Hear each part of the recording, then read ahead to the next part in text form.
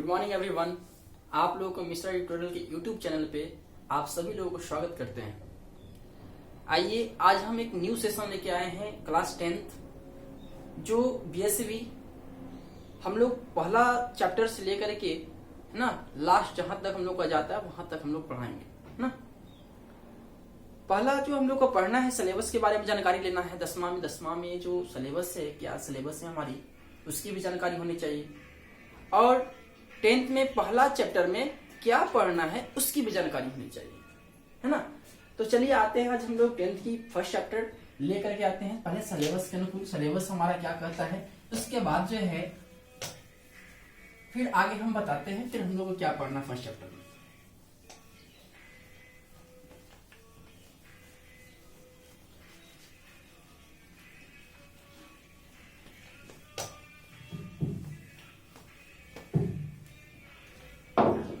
हमारा सिलेबस है first chapter में हम लोग 9th और 10th में बहुत सारे पढ़े होंगे। 9th में पढ़े हैं, 10th में पढ़े हैं। बस 9th का कुछ पार्ट को 10th के साथ इंक्लूड कर दिया है और कुछ पार्ट ऐसे हैं जो 10th में 9th में हम लोग पढ़े नहीं थे, 10th में पढ़ने के लिए मिला है ना। कुछ कुछ न्यू है।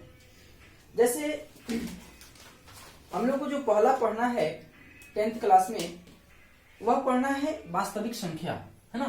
पहला जो हम लोग को पढ़ना है वह पढ़ना है वास्तविक संख्या। 10th सिलेबस, है ना। 10th syllabus BSEB Bihar board का, ठीक है, बीएसईबी बिहार बोर्ड का, ठीक है। पहला जो पढ़ना है हम लोग को वास्तविक संख्या पढ़ना है, वास्तविक संख्या पढ़ना है।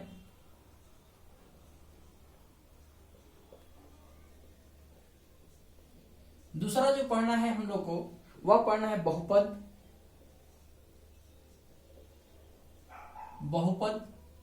तीसरा पढ़ना है दो चर वाले रैखिक समीकरण, दो चर वाले रैखिक समीकरण यानी लीनियर इक्वेशन, रैखिक समीकरण।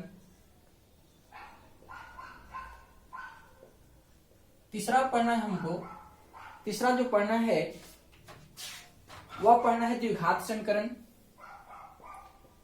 द्विघात समीकरण।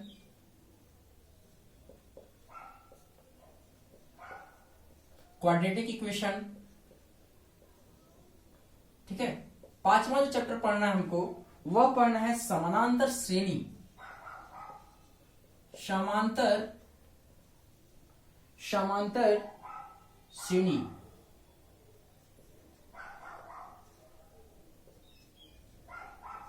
श्रेणियां पढ़ना है ना, समानांतर श्रेणी पढ़ना है। अगला जो हम लोग को पढ़ना है वह पढ़ना है त्रिभुज, त्रिभुज।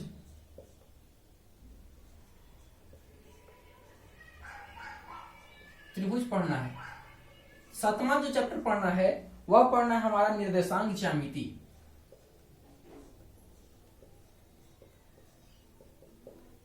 निर्देशांक ज्यामिति।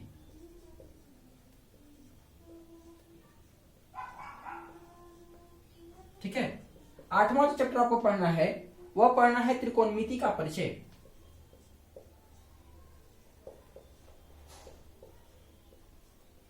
त्रिकोणमिति का परिचय। त्रिकोणमिति का परिचय पढ़ना है, ठीक है। नौवां जो आपको चैप्टर पढ़ना है वह पढ़ना है आपका त्रिकोणमिति के कुछ अनुप्रयोग, त्रिकोणमिति के कुछ अनुप्रयोग।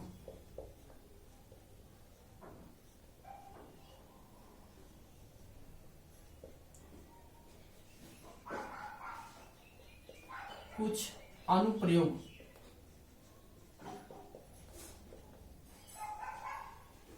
ठीक है। 10th जो पढ़ना है वह पढ़ना है वृत्त, पढ़ना है वृत्त। 11 जो पढ़ना है चैप्टर वह पढ़ना है रचनाएं, रचनाएं। और 12वां जो पढ़ना है चैप्टर वह पढ़ना है हमारा वृत्तों से संबंधित क्षेत्रफल, वृत्तों से संबंधित क्षेत्रफल।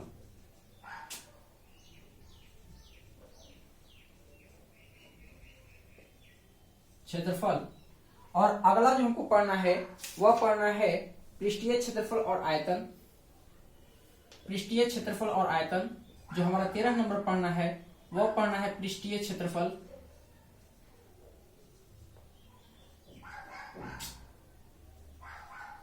पृष्ठीय क्षेत्रफल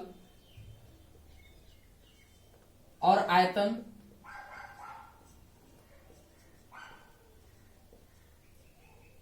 आयतन 14 नंबर जो पढ़ना है आपका चैप्टर वह पढ़ना है सांख्यिकीय। स्टैटिक्स। सांख्यिकीय पढ़ना है। सांख्यिकीय पढ़ना है, ठीक है। और 15 जो पढ़ना है वो प्रायिकता पढ़ना है, प्रोबेबिलिटी पढ़ना है। इतना चैप्टर आपको क्लास 10th में पढ़ना है, जिसमें पहला जो आपका है वह है वास्तविक संख्या, रियल नंबर, है ना। वास्तविक संख्या, रियल नंबर। अब कहना यह है कि सर एक बात बताइए, रियल नंबर वास्तविक संख्या कहते किसको हैं? अब नंबर सिस्टम में जो हम लोग पढ़ने के लिए मिला था, जो हमारे कुछ वीडियो में इसमें डाला हुआ है डिफिनेशंस में, कि हमारा नंबर सिस्टम में कुछ पार्ट है, जैसे कि वास्तविक संख्या हो गया, परिमेय संख्या हो गया, अपरिमेय संख्या हो गया, है ना, नेचुरल नंबर, प्राकृतिक संख्या हो गया, कहते किसको है ना। तो पहले उसकी जानकारी होनी चाहिए। अब जैसे अब इसमें परिचय लेना क्या है कि बहुपद तो हम लोग 9th में भी पढ़े थे, है ना। बहुपद 9th में पढ़े थे, वास्तविक संख्या नहीं पढ़े थे, लेकिन वास्तविक संख्या के बारे में जानकारी उसमें था, है ना। फिर देखते हैं समानांतर श्रेणी नहीं पढ़े थे, त्रिभुज तो पढ़े थे, बहुपद पढ़े थे, है ना। बहुपद भी पढ़े थे दो तरह का, एक 2 4 वाले रखी बहुपद और एक बहुपद पढ़े थे, ठीक है। वृत्त भी पढ़े थे। इस तरीके से हम लोग बहुत कुछ जानकारी हम लोग को जो है क्लास 9th में भी मिल चुका था, लेकिन अब क्लास 10th में जो पढ़ना है हम लोग को वास्तविक संख्या पढ़ना है, पहला चैप्टर। तो इससे पहले कुछ हम लोग को ऐसे चीज की जानकारी हो जानी चाहिए कि वास्तविक संख्या कहते किसको हैं, प्राकृतिक संख्या कहते किसको हैं, है ना, परिमेय संख्या किसको कहते हैं, अपरिमेय संख्या किसको कहते हैं, है ना। इस सब की जानकारी होना चाहिए। आभास संख्या किसको कहते हैं, भाज्य संख्या किसको कहते हैं, सह आभास संख्या किसको कहते हैं। अब बात है कि भाई वास्तविक संख्या किसको कहते हैं। तो पहले हम वास्तविक संख्या से पहले हम लोग जो है नेचुरल नंबर, प्राकृतिक संख्या के बारे में डिफाइन करते हैं। किसके बारे में? तो परिमेय संख्या, परिमेय से पहले प्राकृतिक संख्या।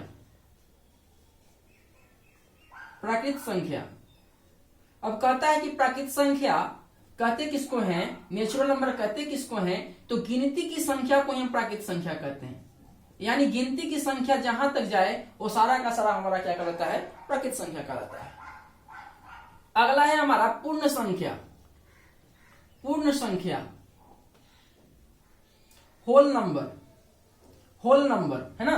पूर्ण संख्या किसको कहते हैं? तो पूर्ण संख्या, प्राकृतिक संख्या में अगर 0 को शामिल कर दिया जाए तो वैसी संख्या को हम लोग क्या कहते हैं, पूर्ण संख्या। 1 2 3 4 dot dot dot infinitive term तक जाता है। अब आगे का जो टर्म है वह है पूर्णांक संख्या, है ना। तो पूर्णांक संख्या इंटीजर कहते किसको है ना, इंटीजर कहते किसको है। अब पूर्णांक संख्या इंटीजर कहते किसको है, तो इंटीजर कहते हैं कि वैसी संख्या जो प्राकृतिक संख्या में या फिर पूर्ण संख्या में अगर नेगेटिव संख्या को जोड़ दिया जाए, ऐड कर दिया जाए या शामिल कर दिया जाए तो वैसी संख्या को हम लोग क्या कहते हैं, पूर्णांक संख्या कहते हैं। तो पूर्णांक संख्या में क्या होता है कि पूर्ण संख्या में नेगेटिव वाले टर्म को जोड़ देते हैं, तो वैसी संख्या ही हमारा क्या कहलाता है, हमारा कहलाता है पूर्णांक संख्या कहलाता है, ठीक है। अगला जो टर्म है वह है परिमेय संख्या, रेशनल नंबर। परिमेय संख्या किसको कहते हैं भाई, तो परिमेय संख्या, रेशनल नंबर जो होता है वह कहलाता है कि वैसी संख्या जिसको p/q के फॉर्म में लिख सकते हैं, जहां पे q का वैल्यू जो होता है वो 0 के बराबर नहीं होना चाहिए, और साथ साथ कहता है कि जो Q होना चाहिए और P जो होना चाहिए, जहां P और Q जो होता है वह एक पूर्णांक संख्या होता है और वही हमारा क्या कहलाता है, परिमेय संख्या कहलाता है। एग्जाम्पल के रूप में अगर लिखने के लिए बोला जाए तो कह सकते हैं कि हम लोग जो है जैसे कि 4/1 है ना, 6/5, 10/15, इस तरीके की जितने भी संख्या हैं ये सारा का सारा परिमेय संख्या कहलाते हैं, जिसको हम P/Q के रूप में लिख सकते हैं। अगला है हमारा अपरिमेय संख्या। अपरिमेय संख्या और अपरिमेय संख्या कहता है इरेशनल नंबर क्या कहलाता है, कहलाता है हमारा इरेशनल नंबर क्या कहलाता है, कहलाता है कि जो P/Q के रूप में लिख ही नहीं सकते। यानी कहने का मतलब है कि जो परिमेय संख्या नहीं होता है वही अपरिमेय संख्या कहलाता है। जैसे एग्जाम्पल के रूप में हम लिख सकते हैं कि √3 है ना, 1/√2, 1/√6, ये सारा का सारा जो होता है हमारा अपरिमेय संख्या कहलाता है, जिसको हम लोग P/Q के फॉर्म में नहीं लिख सकते हैं। ठीक है, अब कहता है आगे कि हमारा अभाज्य संख्या क्या होता है। अभाज्य संख्या क्या होता है, अभाज्य संख्या जो होते हैं, अभाज्य संख्या जो होते हैं कहते हैं कि वैसी संख्या जिसका खुद से और एक के अलावा किसी और संख्या से नहीं कटता हो, गुणनखंड नहीं होता हो, वैसी संख्या को हम लोग क्या कहते हैं, अभाज्य संख्या कहते हैं। अब कहने की मतलब है कि अभाज्य संख्या होता कौन कौन है, तो अभाज्य संख्या सबसे छोटी और सबसे सम अभाज्य संख्या अगर पूछता है तो 2 होता है। 2 एक ऐसी अभाज्य संख्या है जो कभी भी खुद और एक के अलावा किसी और संख्या से नहीं करता है। अब कहने की मतलब है कि हमारा भाज्य संख्या क्या होता है ना, अभाज्य संख्या हो गया। अब भाज्य संख्या किसको कहते हैं, तो कहता है कि भाज्य संख्या यानी वैसी संख्या जिसको 2 या 2 से अधिक गुणनखंड कर सकते हैं, वैसी संख्या को हम लोग क्या कहते हैं, भाज्य संख्या कहते हैं, और वैसी संख्या को हम लोग भाज्य संख्या कहते हैं। अगर पूछे कि सबसे छोटी पूर्णतः भाज्य संख्या क्या होता है, तो बोलेंगे कि सबसे छोटी पूर्णतः भाज्य संख्या जो होता है 4 होता है। क्यों, क्योंकि 4 का जब भाज्य कीजिएगा, अभाज्य कीजिएगा, गुणनखंड कीजिएगा तो टूटता किस किस से है, तो 1 से भी 4 कटता है, 2 से भी कटता है और खुद से भी कटता है। इससे मतलब पता क्या चल रहा है कि 1 से अधिक गुणनखंड, यानी कहने का मतलब कि 2 से भी अधिक गुणनखंड होता है, वैसी संख्या को हम भाज्य संख्या कह सकते हैं। अब आती है, शामिल है इसमें कि सअभाज्य संख्या किसको कहते हैं। सअभाज्य संख्या किसको कहते हैं, तो सअभाज्य संख्या वैसी संख्या को कहते हैं जिसका HCF 1 आता हो, है ना, जिसका HCF 1 आता हो, वैसी संख्या को हम लोग क्या कहते हैं, हम लोग सअभाज्य संख्या कहते हैं। अब कहने की मतलब है कि तो कौन ऐसी संख्या है सर जो जिससे जो है अभाज्य संख्या, सअभाज्य संख्या जिसका HCF 1 आता हो, तो है, बहुत है। जैसे 5 और 9 का HCF निकालिए, कितना आता है, 20 और 19 का निकालिए, या 19 20 का निकालिए, देख लीजिए पता चल जाएगा। 15 16 का निकालिए, HCF कितना होता है, तो 1 होता है ना। यानी कहने का मतलब है, यही तात्पर्य निकलता है कि वैसी संख्या जिसका HCF 1 आता हो, वह सारी संख्या जो है हमारा सअभाज्य संख्या कहलाता है। ठीक है, तो ये हमारा जो बेसिक डिफिनेशन था, है ना, ये सब बेसिक डिफिनेशन है। और बेसिक डिफिनेशन के साथ अब चलेंगे हम लोग अब चैप्टर के ऊपर, वास्तविक संख्या के ऊपर, और वास्तविक संख्या क्लास 10th में क्या पढ़ना है उसके ऊपर जानकारी लेते हैं, है ना।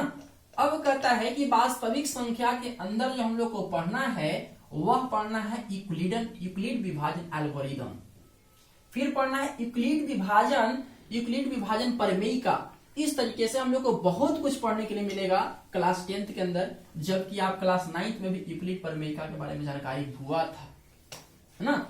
उसी को क्लास 10th में जो है हम लोग को मिला है यूक्लिड के बारे में जानकारी लेना, है ना, यूक्लिड के बारे में जानकारी लेने के लिए मिला है। तो कहता है हम लोग को पढ़ना है यूक्लिड विभाजन एल्गोरिदम, यूक्लिड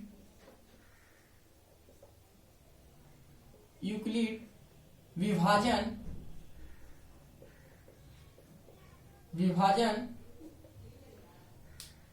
एल्गोरिदम,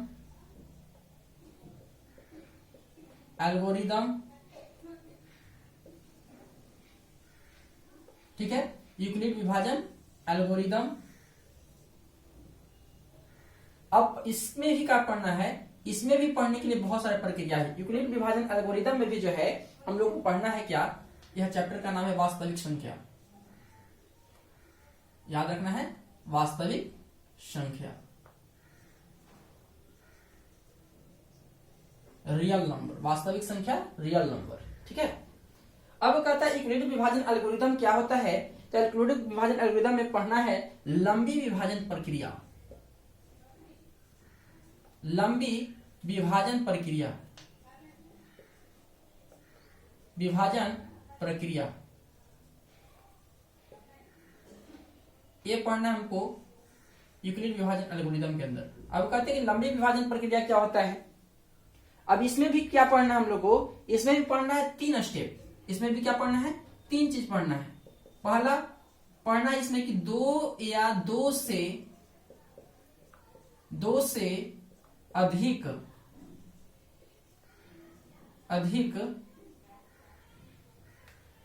संख्याओं का एचसीएफ निकालना, अधिक संख्याओं का एचसीएफ निकालना।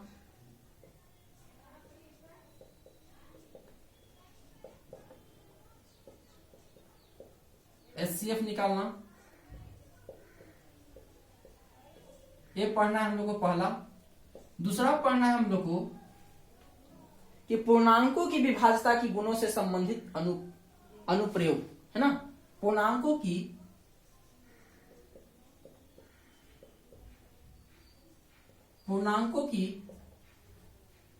विभाज्यता के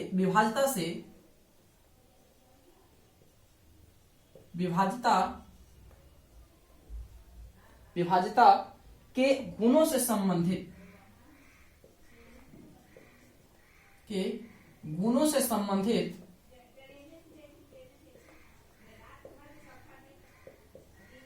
संबंधित अनुप्रयोग, ये हम लोग को पढ़ना है। इतना यूक्लिड विभाजन एल्गोरिथम के अंदर 3 चीज पढ़ना है जिसकी जानकारी मिलेगा आपको। फिर जो है आगे इसी में पढ़ना है अंक गणित के बारे में चर्चा करना है। अंक गणित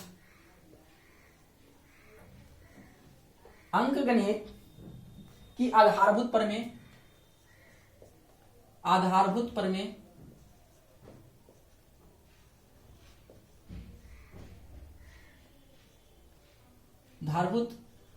प्रमेय, ठीक है। इसमें पढ़ना है अभाज्य गुणनखंड विधि,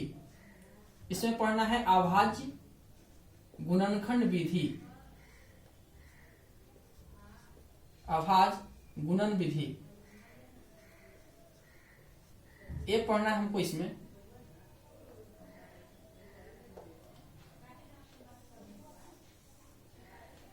अगला पढ़ना है हमको इसमें 2 टॉपिक, दी गई संख्या को सिद्ध करना,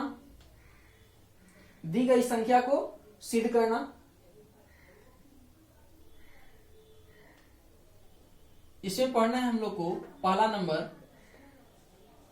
दी गई संख्या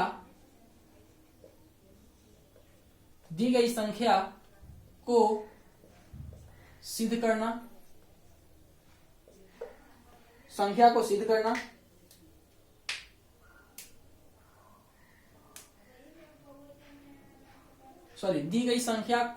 दी गई अपरिमेय संख्या को सिद्ध करना, दी गई अपरिमेय संख्या को सिद्ध करना, अपरिमेय संख्या को सिद्ध करना।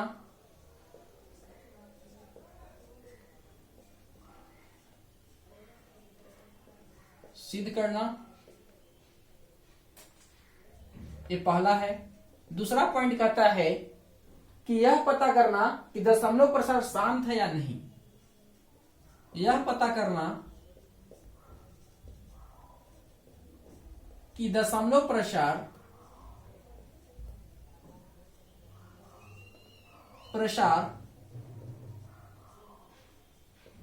शांत या अशांत है या नहीं। अब देखना है पढ़ना क्या है इसमें, क्या पता चला इससे कि यह हमारा टॉपिक है। क्लास 10th में पहला चैप्टर में पढ़ना है वास्तविक संख्या के अंदर यह टॉपिक है। पहला टॉपिक का नाम है यूक्लिड विभाजन एल्गोरिथम और दूसरा टॉपिक का नाम है अंकगणित के आधारभूत प्रमेय, है ना। और इसमें भी पढ़ना है आपको एल्गोरिदम के अंदर, यूक्लिड विभाजन एल्गोरिदम के अंदर लंबी विभाजन प्रक्रिया पढ़ना है। ठीक है, ये पहला टॉपिक दिया हुआ है। दूसरा इसी में पढ़ना, लंबी विभाजन प्रक्रिया में पढ़ना है कि दो या दो से अधिक संख्याओं का एचसीएफ निकालना। इसमें दूसरा पढ़ना है पूर्णांकों की विभाज्यता के गुणों से संबंधित अनुप्रयोग। अब देखना है एल्गोरिदम और प्रमेयिका में बहुत ही बड़ा फर्क है, अंतर है ना। अब क्या अंतर इसके आगे हम बताएंगे, लेकिन अब इसमें कुछ समझना है क्या कि लंबी विभाजन प्रक्रिया के अंदर क्या होता है कि जैसे कि हम लोग पढ़े थे, सब चीज के बारे में जानकारी होगा हम लोग को कि जैसे कि कोई संख्या है उससे भाग ले लेते हैं। मान लेते हैं कि 4 को 38 से भाग देते हैं तो 4 नमा 36, 6 नमा 36, 2 बचा रिमाइंडर। यानी कहने का मतलब है कि लंबी विभाजन प्रक्रिया डिवीजन मेथड से हम लोग बना रहे हैं। यह हमारा डिवीजन मेथड से मैथ को बना रहे हैं। अब इसी में पढ़ना है जैसे कि अभाज्य गुणनखंड विधि में हम लोग जानते हैं कि अभाज्य गुणनखंड जैसे कह देगा कि 20 का अभाज्य गुणनखंड क्या होगा, तो 20 का अभाज्य गुणनखंड हम लगाएंगे 2 से पहले लगेगा तो 2 दाएंगे 20, फिर 2 से लगाएंगे 2 पचे 10, फिर 5 से लगाएंगे 5 एकम 5। तो कहने का मतलब है कि जो हमारे यहाँ पूछ देगा कि 20 का अभाज्य गुणनखंड कितना हुआ, तो 2 गुना 5 हुआ, यही ना हुआ। और अगर लंबी विभाजन प्रक्रिया से पूछेगा तो डिवीजन मेथड से पढ़ेंगे। जानते भी इसके बारे में, हम लोग पहले भी पढ़े थे, 9th में भी जानकारी हम लोग को हुआ इसके बारे में। तो यह जो है हम लोग को पढ़ने के लिए मिलेगा कि इसमें अभाज्य गुणनखंड विधि से पढ़ने के लिए मिलेगा एक्सरसाइज आपको 1.2 में पढ़ना है। अब आगे क्या पढ़ना है, लंबी विभाजन प्रक्रिया से जो है आपको एक्सरसाइज नंबर 1.1 में ही पढ़ना है। एक्सरसाइज नंबर 1.1 में ही पढ़ना है। और दी गई संख्या को सिद्ध करने के लिए, यानी परिमेय संख्या को सिद्ध करने के लिए अगर तुमसे पूछेगा तो यह पढ़ना है हमारा एक्सरसाइज नंबर 1.3 में। 1.3 में पढ़ना है। यहां पे हम लोग चर्चा इसलिए कर दिए ताकि हम लोग को आगे जाकर के दिक्कत ना हो कि सिलेबस में हम लोग क्या क्या पढ़ना है। तो सिलेबस में आपको पढ़ना है यूक्लिड विभाजन एल्गोरिदम, और उससे जितना भी प्रक्रिया होगा हम लोग एक्सरसाइज 1.1 में जानकारी हो जाएगा।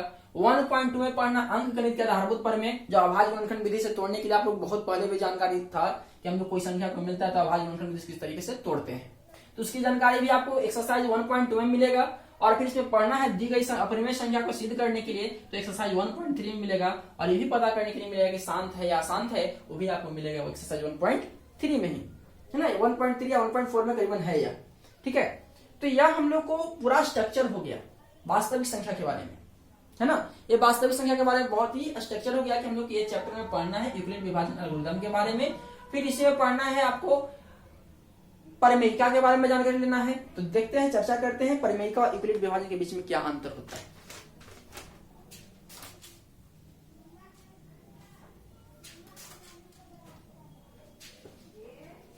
तो जैसे इसमें कुछ ऐसे पॉइंट है, परिमेय है, उसके बारे में जानकारी हम लोग ले